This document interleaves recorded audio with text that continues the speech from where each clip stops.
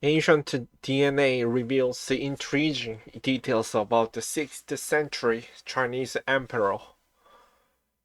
A facial reconstruction reveals new information on the features of Emperor Wu of the Northern Zhou dynasty, who ruled from 560 to 580.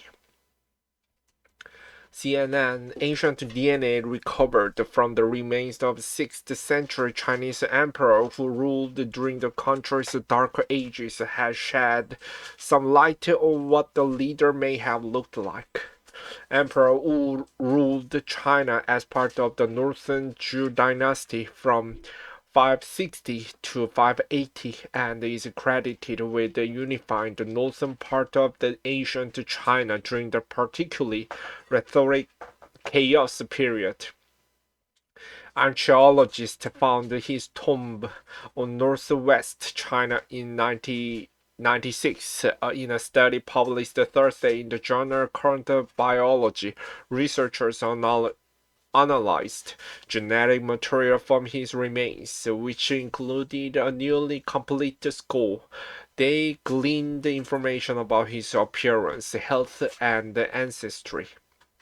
The emperor belongs to the later studies nomadic group called the Xianbei that lived in the area that today is Mongolia and northeastern China.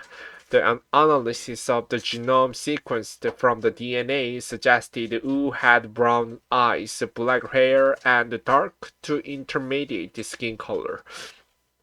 Some scholars said the Xianbei had exotic looks such as a thick beard, high nose bridge, and yellow hair, said Xiaoqing Wen, a study co-author and associate professor at Fudan University in Shanghai, in a news release.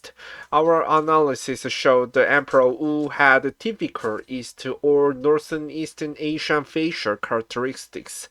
The authors said they hoped the ancient DNA might shed light on Wu's cause of death. The emperor died suddenly at age 36, according to the study. Explanations for his demise put forward in historical text include illness and deliberate poisoning. The team couldn't find any definitive evidence of why he died. However, the researchers said they uncovered a genetic susceptibility to stroke, which could explain some of the symptoms that historians have attributed to Wu: eyelid drooping, blindness, and affected gait. Archaeologists are increasingly applying ancient DNA techniques to tease out information from bones, teeth, artifacts, and cave dirt. Wu facial reconstruction. The team used genetic information from the remains, including Wu's skull, to image what he would have looked like, creating a 3D facial reconstruction that humanized the little known figure. The study offers intriguing insight into the historical figure of Emperor Wu, with the facial approximation presented appearing convincingly realistic, said Tobias Houghton, the lecturer in craniofacial identification and forensic imaging at the University of Dundee, who has worked on facial reconstructions of historical figures via email. He was not involved in the study. Skin, hair, and eye color details are notably not possible to predict from skeleton remains alone, making genetic analysis an insightful tool. However, the study did not give enough detail about other morphological variables, such as the thickness of the skin, muscle, and fat that envelop the facial bones, eyeball placement and projection, eyebrow shape, nose width, and lip height, factors which can be included in the facial reconstruction, Houghton said. The Xianbei, a rarely studied group. More interesting than the emperor's appearance was his Xianbei ancestry, said Zhang Hongwen, associate professor at Seoul National University's School of Biological Sciences. Zhang, who wasn't part of the new research, has studied the Xionggu, a separate nomadic empire that pushed China to build its Great War. The genetic analysis showed that Emperor Wu intermarried with the ethnically Han Chinese, Chinese dominant ethnic group today. I think it is important to understand the elite group he belongs to, which arose as the merger of Xianbei and local Han elite groups rather than himself, Zhang said via email. This group has been rarely studied in genetics, and this study provides one of the first such cases.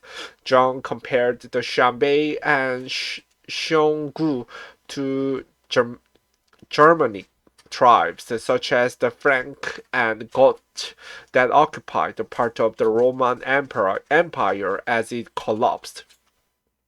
He said it was notable that Emperor Wu had a relatively high percentage of his ancestry from the group known as the ancient Northern Asians. Given that the Xianbei had interacted with the dominant Han Chinese for several centuries by the point, Wu ruled during the period of Chinese history often deemed a dark age of chaos, with dynasties rising and falling in quick succession, said Brian Miller, assistant professor of Central Asian art and archaeology at the University of Michigan. Miller, who wasn't involved in the study, said it was a period of the history that warranted more study. It's interesting to see the genetic study, but none of the findings of this genetic study were surprising at all, Miller said. We know the big rulers were intermarrying, but what about the political substrata? To what degree were lower elite allowed to intermarry? I think that's where genetics could really start to tell an interesting story.